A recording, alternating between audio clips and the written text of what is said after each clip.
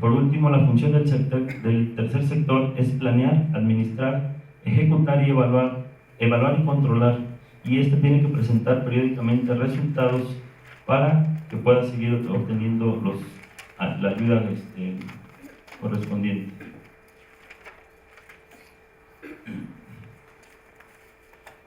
Vamos a ver la interacción entre los sectores, que prácticamente son la competencia. Las organizaciones no gubernamentales tienen en lo que es el beneficio social y interactúan con el sector privado, el sector gubernamental, los proveedores, la competencia y complementos. Aquí son importantes los proveedores porque son quienes van a proveer los bienes y servicios con los que van a trabajar estas organizaciones no gubernamentales. Bueno, y como veíamos, los sectores de la sociedad que estamos hablando son tres: el privado, el público y el tercer sector. Y muchas veces también lo dicen como primer sector, segundo sector, que son el público y el privado.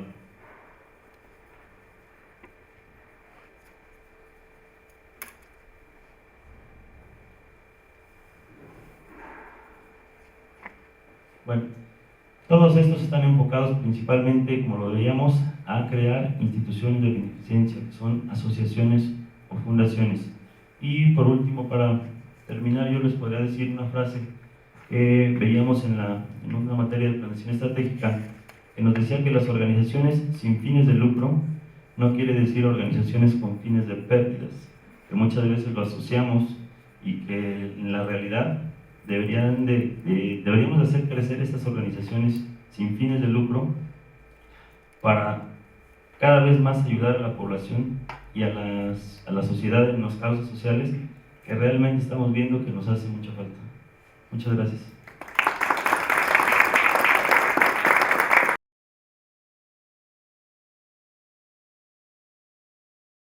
Hola, buenas tardes, gracias por estar aquí presentes. Bueno, una vez que yo soy Daniela García, una vez que ya vimos un poco los conceptos, quién está involucrado dentro del marketing social, ahora vamos a ver algo muy importante y yo les voy a presentar el siguiente paso, que es el quinto paso sobre analizar el macro y microentorno. Y bueno, se podrán dar una idea, ¿no? Macro es algo grande, micro es algo pequeño. ¿Pero qué quiere decir esto para marketing? Primero, ¿por qué es importante? ¿Por qué es importante analizar algo macro, algo micro? ¿Esto qué? Uno, las condiciones internas y externas que vivimos en el mundo, debido a que hay un mundo globalizado, afectan a las organizaciones, afectan directamente a las organizaciones, y entonces las organizaciones deben monitorear, deben de saber qué está pasando, deben de observar qué grado de influencia tienen los factores macro y los factores micro, para que entonces las puedan incluir en un plan estratégico de marketing. ¿Qué quiere decir? Lo macro, vamos primero a ver lo macro, que es lo grande.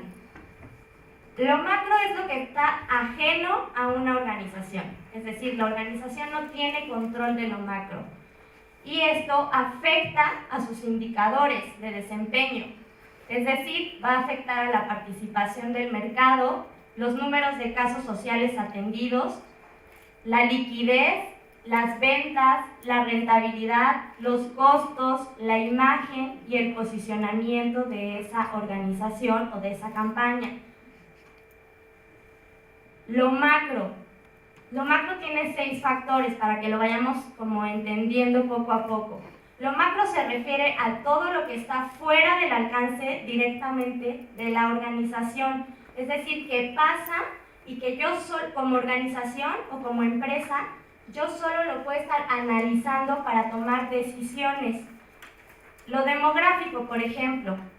Lo demográfico se refiere a datos sobre la población, edad, los censos de población, la pirámide poblacional, cómo está constituido un país, qué tipo de gente tiene, y entonces irla segmentando, porque de esa manera yo como organización o empresa voy a poder hacer una campaña. Aquí, por ejemplo, el INEGI en el 2010, si se dan cuenta de manera gráfica, va diciendo qué hay, o sea, qué tipo de personas hay niños, hay mujeres. Entonces eso como organización yo lo tengo que tener súper presente. Lo macro también tiene que ver con lo tecnológico. ¿Por qué lo tecnológico? Bueno, ustedes saben, y aquí díganme quién no tiene un celular. Todos ya tenemos un celular. Salimos de nuestra casa sin un celular, ¿y qué pasa? Chin, se me acabó el mundo. No, me van a llamar. No, es que se va a enojar mi novia. No, es que no sé qué. Ya no podemos vivir sin la tecnología. Entonces tenemos que ir incorporando todo eso para tomar decisiones y enfocar nuestras campañas. Un ejemplo que me encantó y que lo hablaron un día en la licenciatura de responsabilidad social, aquí están algunos alumnos, es el caso de Timberland. Timberland, por ejemplo, aprovechó Facebook para hacer una campaña social y también medioambiental. Entonces tú te metías a la página de Timberland, le dabas like, y entonces por cada like y por cada arbolito que tú plantaras de manera electrónica, la empresa realmente iba a hacer una plantación de árbol. ¿Qué es lo que está haciendo esta empresa? Innovando, aprovechando la tecnología, ir más allá de lo que está haciendo las demás organizaciones. Y si se dan cuenta, lo tecnológico es algo macro, porque no tenemos dominio directo como organización nosotros. Pasa, los cambios tecnológicos avanzan y nosotros ¿qué podemos hacer? Pues aprovecharlos. Lo económico. Lo económico tiene que ver con el PIB, el Producto Interno Bruto de un país, el Producto Nacional Bruto, es decir, el dinero que hay, las condiciones económicas, los niveles socioeconómicos de las personas. ¿Por qué? Porque esto me va a decir entonces cuánto puede gastar o a qué le destina una persona sus recursos económicos. Entonces yo puedo enfocar una campaña social para decir, bueno, aquí la población sí estaría dispuesta a donar un peso para construir un centro comunitario. O no, aquí no, porque a ellos no les importa el centro comunitario, porque ellos le dan más prioridad al tema de la educación. Entonces, analizar esto nos va a ayudar para que también se pueda hacer una campaña social y atender un problema. Lo social directamente, el ingreso, la clase social de las personas. Ustedes saben que hay indicadores y que hay ciertas variables que nos dicen con qué cuenta una familia y entonces se va dividiendo, ¿no? Y esto también nos va indicando en qué podemos orientar nuestra campaña. Lo social tiene que ver con las ideas, las creencias, los valores y las percepciones. O sea, si se dan cuenta, nosotros no podemos intervenir en ello. Hay países que se caracterizan porque su gente es muy alegre, o hay países en donde la gente es muy trabajadora. Entonces nosotros, para hacer una campaña social o para atender algún problema, pues nos tenemos que basar en este análisis.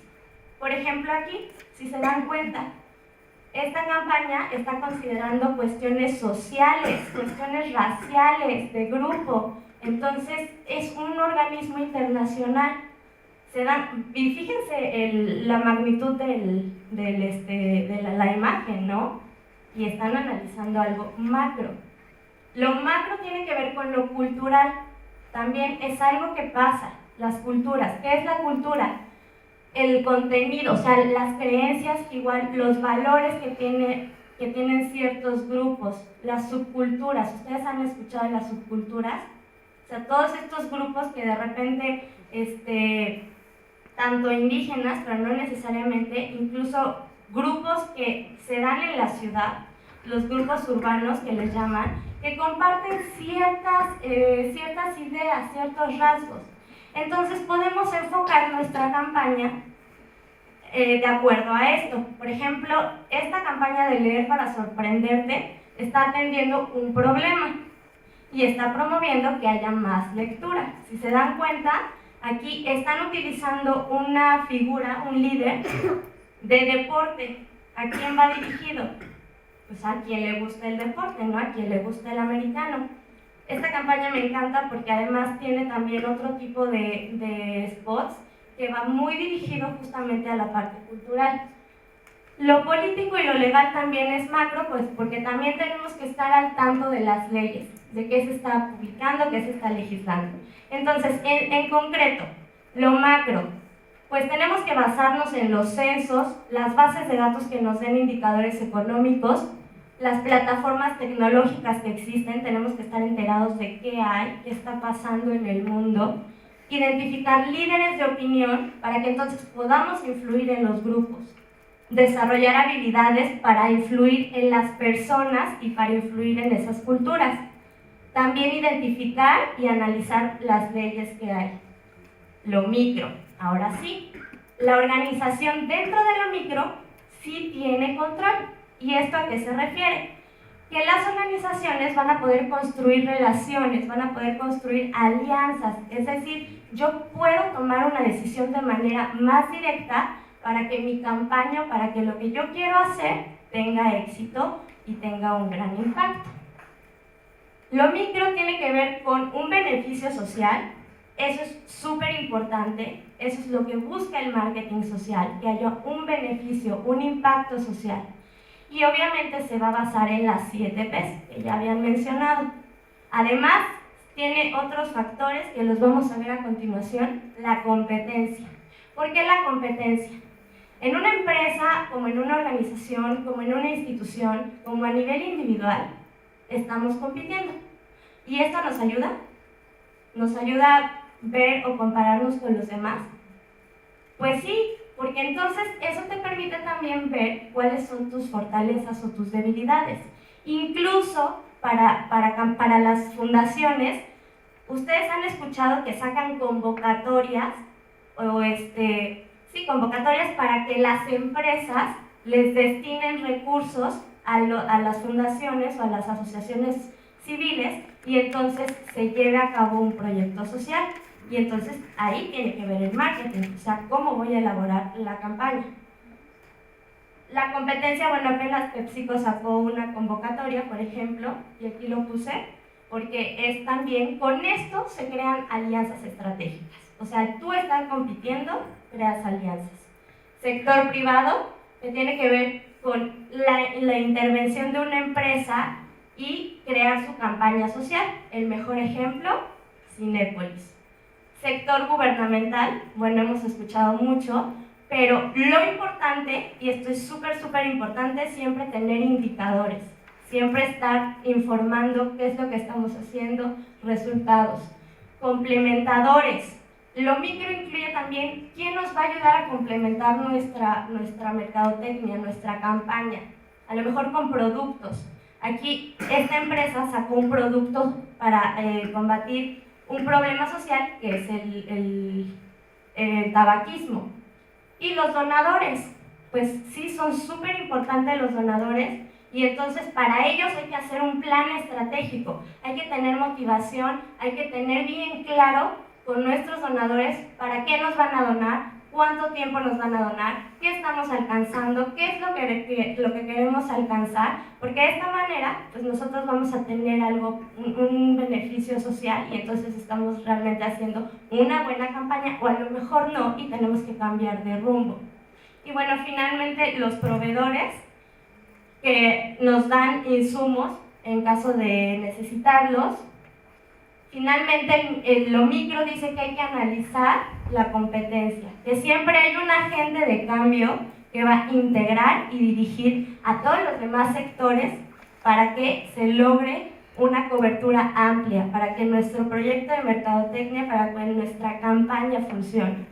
Estructurado de manera más concreta, pues aquí tenemos que hay factores micro, macro. Los micro los controla la organización, es crear alianzas, tiene ciertos factores. Lo macro hay que estarlo monitoreando. No tenemos el control, pero hay que estar al día.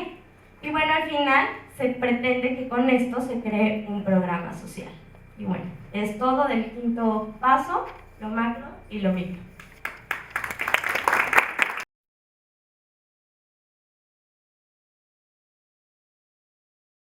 Buenos días, soy Denis Robles.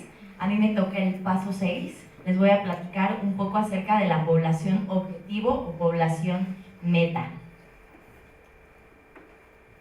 En 1950 se descubren los primeros casos de SIDA en África. 1983 hay pánico en Estados Unidos porque ya hay 1.200 fallecidos. En ese año también se descubre el paciente cero. 1993, más de 3 millones de personas infectadas en el mundo con VIH. 2011, 34 millones de personas infectadas en el mundo. En este mapa podemos ver la evolución del SIDA a partir de 1990 al 2011. Podemos ver esta parte donde vemos más puntos rojos es África, esto es el continente americano. Con el paso de los años estamos viendo que la evolución, sobre todo en el continente africano, está creciendo aceleradamente y la mancha del SIDA se colorea el continente. Pero bueno, aquí la pregunta, ¿qué sucedía? ¿Qué sucedió para que la población se incrementara exponencialmente, la población infectada de SIDA? ¿Qué sucedió? ¿Qué acaso en 1950 no se hicieron las preguntas? ¿Quién tenía SIDA? ¿Dónde vivían? ¿Cómo vivían? Es esta la razón por la que el autor, su propuesta es que aún no se han podido identificar la población objetivo para atacar este problema. Es aquí donde quisiera yo destacar que la población objetivo es uno de los indicadores más importantes cuando queremos atacar un problema y hacernos esta pregunta: ¿quién es la población objetivo de nuestro proyecto? Bueno, este es el primer paso de la mercadotecnia social, identificar la población objetivo.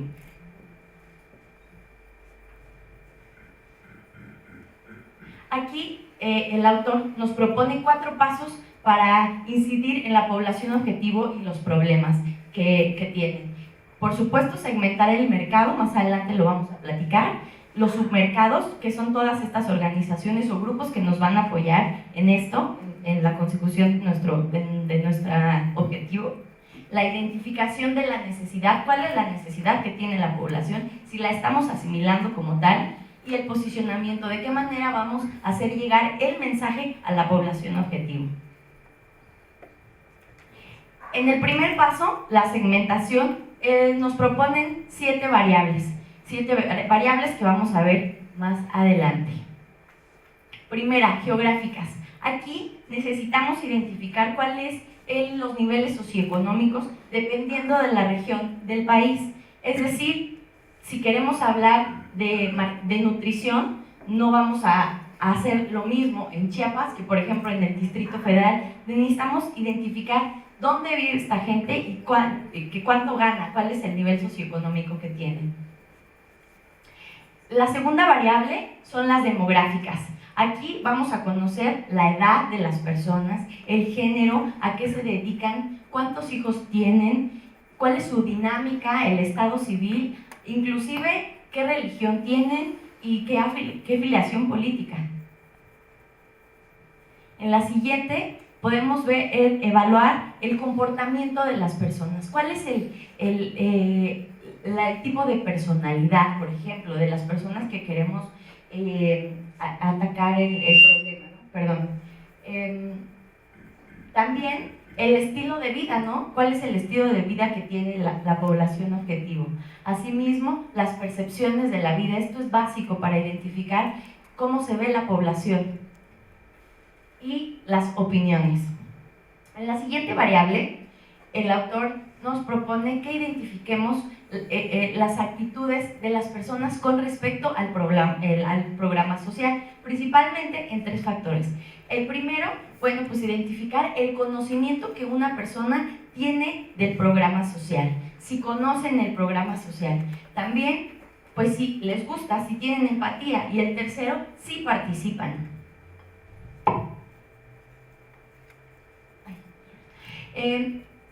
La siguiente variable son las motivacionales. Como su nombre lo dice, necesitamos saber cuáles son las motivaciones que hacen que la población participe. ¿Cuáles son las motivaciones? Este tipo de estrategias se ejemplifican muy bien si algo nos puede motivar a dejar de hacer o a hacer algo, ¿no? Los beneficios buscados. Nosotros como ONG necesitamos identificar cuál es la idea que la población tiene sobre el problema. Esto es muy importante y les pongo un ejemplo. Tenemos un río contaminado, pero a lo mejor la población no piensa que el problema sea que el río está sucio, sino que ya no hay espacio para poner sus chinampas, que son estas formas de cultivar, ya sea hortalizas o lo que sea, ¿no? Sobre un espacio hídrico. Así es como ve el problema la población, no necesariamente porque esté sucio. Y de esa forma nosotros vamos a atacar el problema. Las epidemiológicas. Aquí básicamente se refiere a los factores externos que están afectando al ser humano, sobre todo temas ambientales, ¿no? La contaminación del aire, cómo afecta en la salud de la población, la contaminación de suelo, la contaminación del agua. Y bueno, el segundo paso es identificar los subgrupos. Ya tenemos la población objetivo, ya lo tenemos, pero ahora, ¿quién nos va a ayudar? ¿Quién va a estar con nosotros trabajando? Tenemos el Agente de Cambio, que es una organización internacional, tenemos la población objetivo y tenemos que identificar 6 grupos. Uno, pues es el grupo de apoyo. Yo aquí me voy a basar un poco en el tema de los migrantes. Por ejemplo, nuestro grupo de apoyo pues puede ser una organización dedicada a los derechos humanos. Además, tenemos los grupos opositores, nunca van a votar, por ejemplo, las organizaciones antiinmigrantes. Tercero, el grupo neutral, un grupo de población que ni le viene ni le va que existas. Yo puse un ejemplo, población árabe. O sea, a lo mejor ni les interesa, ¿no? Tal vez, a lo mejor sí. Es un ejemplo. El otro grupo, pues los donadores. A lo mejor a las escuelas de idiomas les interesa que los migrantes estén en el país, ¿no? Entonces aportan recursos para una calidad de vida. El apoyo internacional, bueno, pues la Organización Internacional del Trabajo y bueno, también tenemos el grupo de complementador, que son grupos que les interesa sobre todo un beneficio económico. El tercer paso es la identificación de la necesidad a partir de las ideas, valores y creencias. Esto es muy importante porque tenemos que salir a campo para saber qué idea tiene la población sobre la necesidad. Pongo igualmente el ejemplo del río. Nosotros sabemos que hay un río contaminado, sin embargo, la gente lo que necesita es sembrar sus hortalizas, ¿no? Sus flores. Entonces, a lo mejor no centramos la respuesta ante el problema dentro del recurso hídrico, sino les ponemos otro espacio especial para el problema que ellos desean solventar, ¿no? Identificar bien en campo cuáles son estas ideas que la gente tiene sobre el problema. Y bueno, pues finalmente el posicionamiento. Necesitamos que nuestro mensaje se ubique en la mente de las personas, punto. Y esto lo vamos a lograr y nos vamos a dar cuenta cuando vemos un logo. Por ejemplo, muchos de nosotros hemos puesto ya los logos de UNICEF. Cuando vemos UNICEF sabemos que es una organización dedicada a los niños, ¿no? Entonces ya con eso ya está el mensaje posicionado. Y también, bueno, pues no solo con logos, sino con mensajes. Creo que todos conocemos un mensaje que hace muchos años se nos puso en los medios sociales: gota a gota, el agua se agota.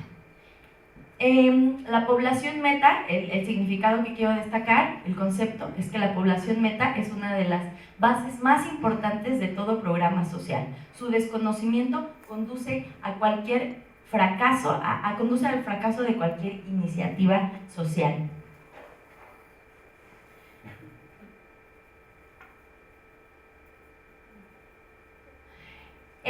Finalmente, en el mapa conceptual, identificamos que la población objetivo es aquella que presenta la necesidad y el agente de cambio diseña su perfil, que se caracteriza con las siguientes variables: motivacionales, demográficas, psicográficas, actitudinales, epidemiológicas, geográficas y los beneficios buscados. También se identifican los subgrupos y se dividen en complementador, opositor, donador, grupo de apoyo, internacional y grupo neutral. Muchas gracias.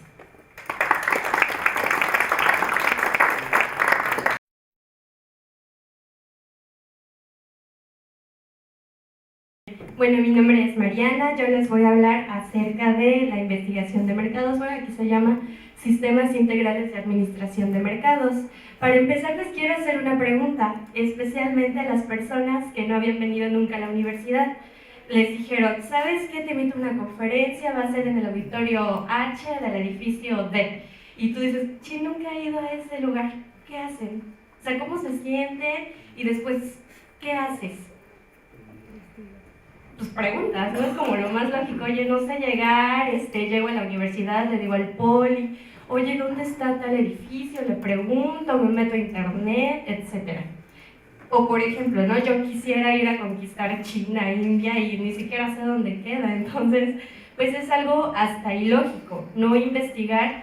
Si quiero hacer algo, tengo que investigar, ¿ok? Bueno, para hacer esta investigación, tenemos dos tipos de fuentes, que son las primarias y las secundarias.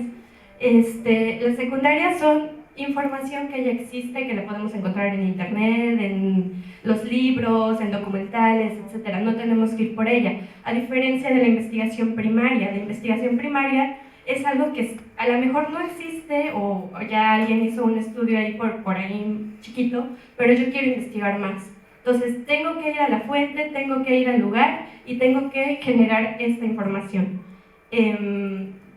Hay tres tipos de investigación, que es la investigación exploratoria, descriptiva y causal. La exploratoria es en donde casi no se tiene nada de información, entonces tengo que empezar como desde cero e ir por esta información. La descriptiva, pues como les puse ahí, es tomar una foto, tal cual. La descriptiva es, a ver, descríbeme qué está pasando con esta población, con estas personas, con los donadores, etc. Y en la causal especialmente identificamos una causa y los efectos que pueda tener.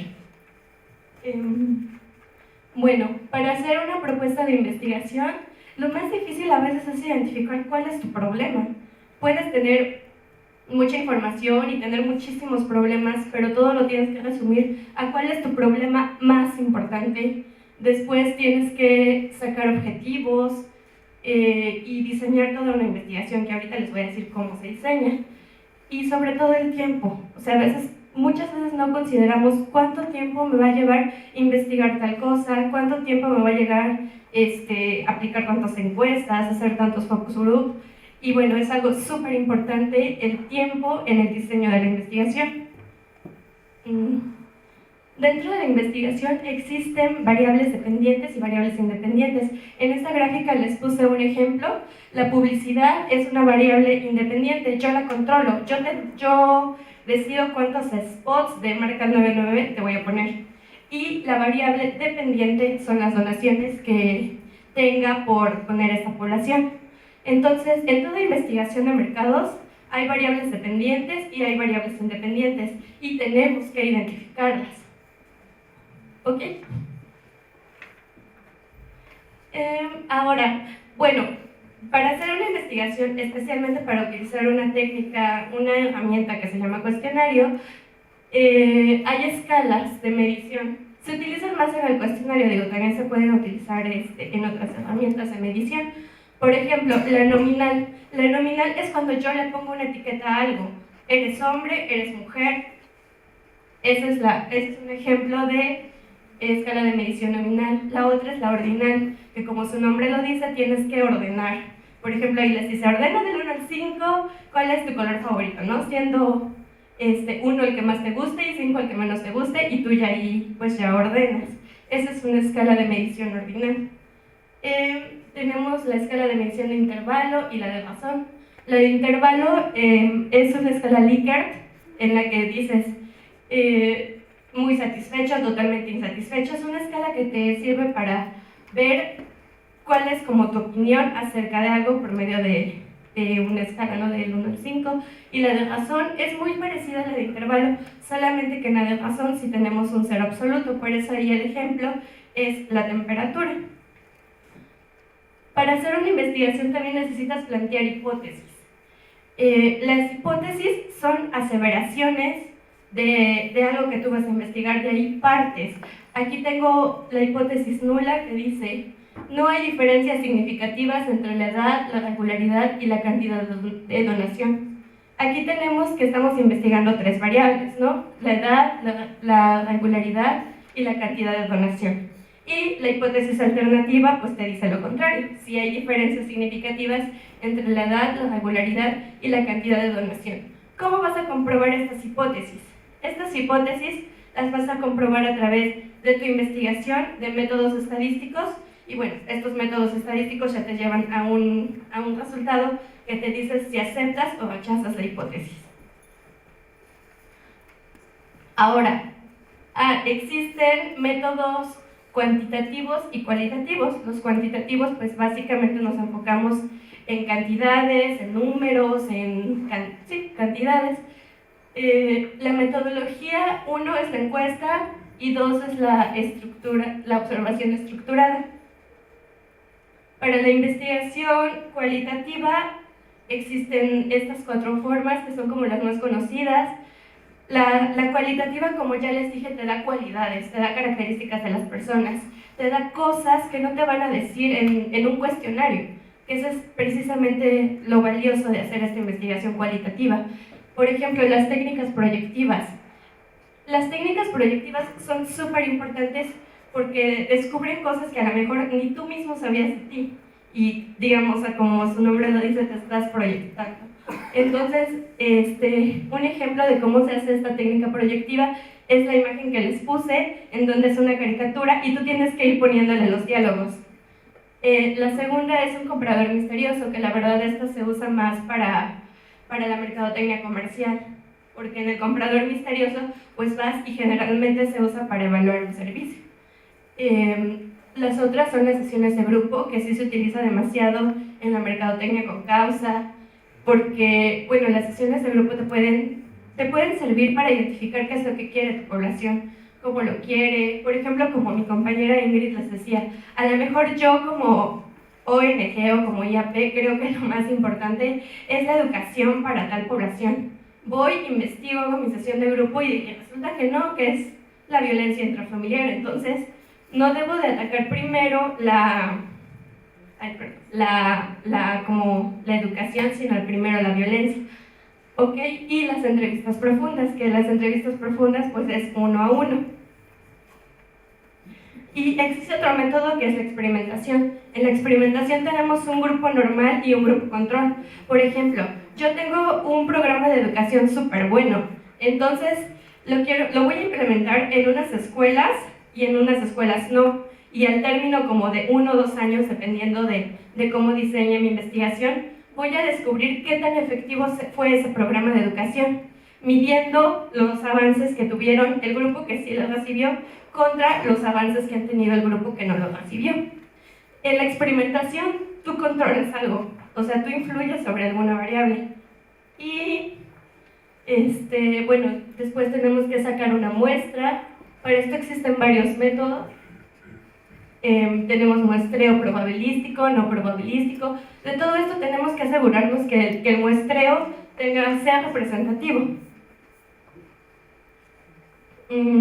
Aquí les puse un ejemplo de cómo se pueden distribuir los datos, que son de las 2 únicas formas que se pueden distribuir, que es una distribución normal y una distribución binomial.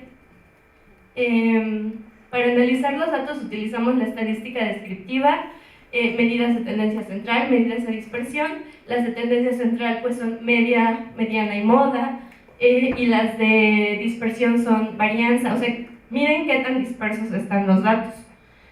Y existen otras pruebas que son las paramétricas y las no paramétricas. Aquí ya tenemos el análisis discriminante, el análisis factorial, el de relación, regresión, chi cuadrada, ANOVA. Ahorita les voy a poner como un ejemplo.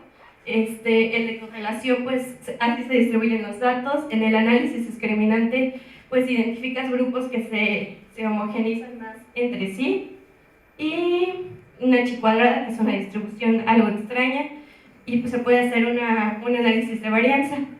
Después, ya que tenemos como que hicimos toda esta investigación, tenemos que hacer el análisis, la interpretación. ¿Para qué? Para sacar conclusiones, para que toda esta investigación nos sirva para la toma de decisiones, nos sirva para hacer que nuestra causa tenga efectos, para no gastar recursos sin identificar plenamente qué es lo que necesita mi población. Y bueno, y por último, se hace un reporte de trabajo que contiene todos estos elementos. Este es el resumen del tema, la investigación de mercados. Primero es la propuesta de investigación, identificar el tipo de variables,